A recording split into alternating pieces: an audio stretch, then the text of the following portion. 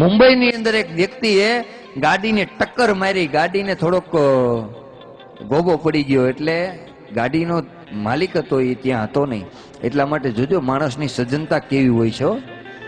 એટલે એને સરસ મજાની ચિઠ્ઠી લખી કે ભાઈ મારાથી આ ગાડી અડી ગઈ છે અને જે તમારા ગાડીનો ખર્ચો થાય એ આ મોબાઈલ નંબર ઉપર ફોન કરીને મારી પાસે ખર્ચો લઈ લેજો.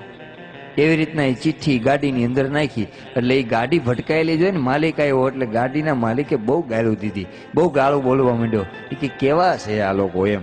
પણ જ્યાં બારીનો કાચ ખોલ્યો ને જ્યાં બારણું ખોલ્યું ત્યાં અંદર એક ચિઠ્ઠી પડી હતી કે ભાઈ તમારી ગાડી મારા લીધે ભટકાણી છે, તમારા ગાડીનો ખર્ચો આ મોબાઈલ નંબર ઉપર લઈ જાઓ. તો એ માણસ બહુ ખુશ થઈ ગયો, બહુ એટલે બહુ.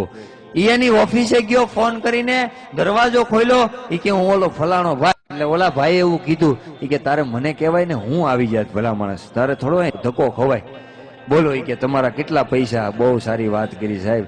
કે હું પૈસા લેવા નથી આવ્યો. કે કેમ? આ કળિયુગની અંદર એક સારા વ્યક્તિના દર્શન કરવા આવ્યો છું, મારે પૈસા નથી જોતા સાહેબ. સારા માણસ બની જાય તોય જીવન જીવવાની મજા આવે, સારા માણસ બની જાય. એટલે જ કોઈ કવિએ કીધું છે કે જીવતા છીએ તો નામનું મહત્વ, મરણ પછી એને નનામી કહેવાય. જિંદગી કોઈની આપેલી ઉધાર છે, એને પાછી ન આપો તો તમારી ખામી કહેવાય. રડતા રડતા આવ્યા હતા જિંદગીમાં, હસતા જાઓ તો વાત જામી કહેવાય. બાકી તો ઘણા જીવે છે ને ઘણા મરે છે, એ બધી ગુલામી કહેવાય. આવા સમાજ માટે, આવા દેશ માટે કોક ક્યાંક જગ્યાએ શહીદ થાવ ને એનું નામે સલામી કહેવાય.